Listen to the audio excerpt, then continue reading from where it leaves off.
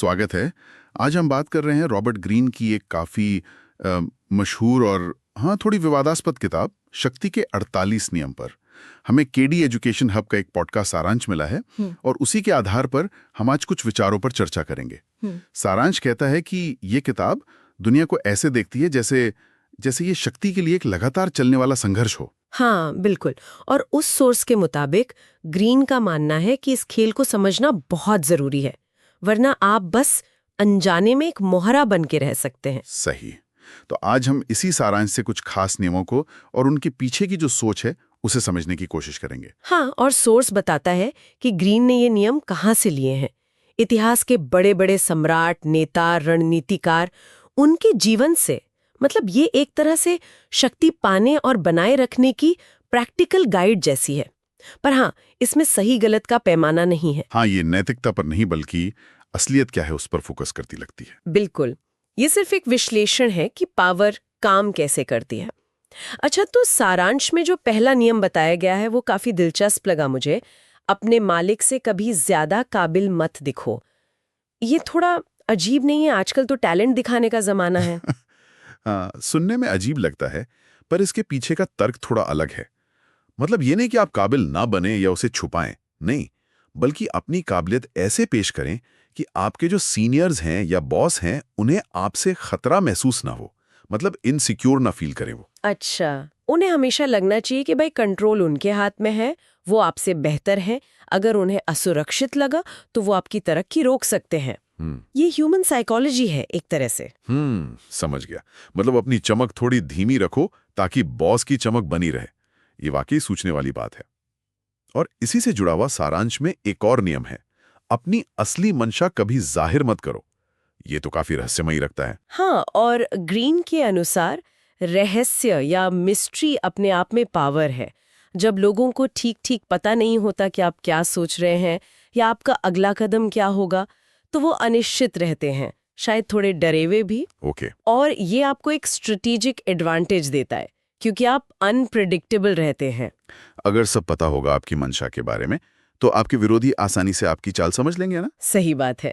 और शायद इसी लॉजिक से तीसरा नियम भी निकलता है, जरूरत से कम बोलो। कम बोलने से ताकत कैसे बढ़ती है? जब आप कम बोलते हैं ना, तो आपके शब्दों का वजन वो बढ़ जाता है, लोग ध्यान से सुनते हैं।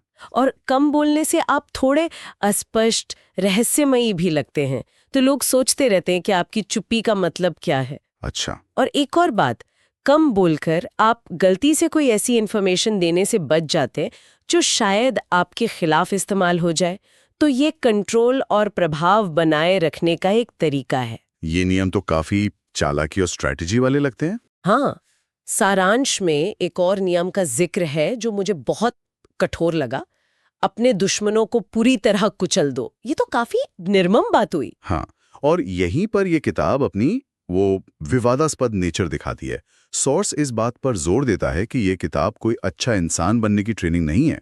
इसका फोकस बस इस पर है कि पावर की दुनिया जैसी वो है, जैसे ग्रीन उसे देखते हैं, उसमें खुद को सेफ कैसे रखें और आगे कैसे बढ़ें। अच्छा। तो ग्रीन के नजरिए से, जैसा सारांश बताता है, अगर दुश्मन या कॉम्पिटिटर को अधूरा छोड़ा तो वो बाद में और ताकत से बदला लेने आ सकता है। इसलिए अगर लड़ाई जरूरी है तो उसे पूरी तरह खत्म करना चाहिए, निर्णायक रूप से। तो ये एक तरह से बहुत ही रियलिस्टिक, भले ही सुनने में कठोर लगे, सलाह है पावर के खेल में टिके रहने के लिए।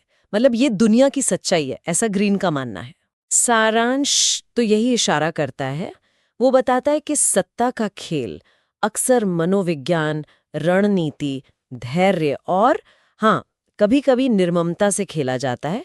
ये दुनिया को एक अलग, शायद थोड़े ठंडे नजरिए से देखने की बात करता है। तो कुल मिला के सारांश से क्या मुख्य बात निकलती है? ऐसा लगता है कि ग्रीन के हिसाब से पावर कैसे काम करती है, इसके नियमों को समझना बहुत जरूरी है, भले ही वो नियम हमें पसंद ना आए। हाँ, बिल्कुल, क्योंकि ये डायनामिक्स हमारे आसपास हैं, काम कर रहे हैं। सही। केंद्रीय विचार यही है कि ये जो पावर स्ट्रक्चर्स हैं ये असली हैं, इन्हें इग्नोर करने के परिणाम हो सकते हैं। लेकिन हाँ, यहाँ एक जरूरी सवाल उठता है और इस पर शायद सुनने वाले खुद सोच सकते हैं कि क्या पावर की ये जो गहरी समझ है, इसका इस्तेमाल सिर्फ अपनी रक्षा के लिए, मतलब नैतिक दायरे में रहकर किया जा सकता है, या फिर पावर का ज्ञान व्यक्ति को अनिवार्य रूप से दूसरों पर हावी होने, कंट्रोल करने की तरफ ले जाता है।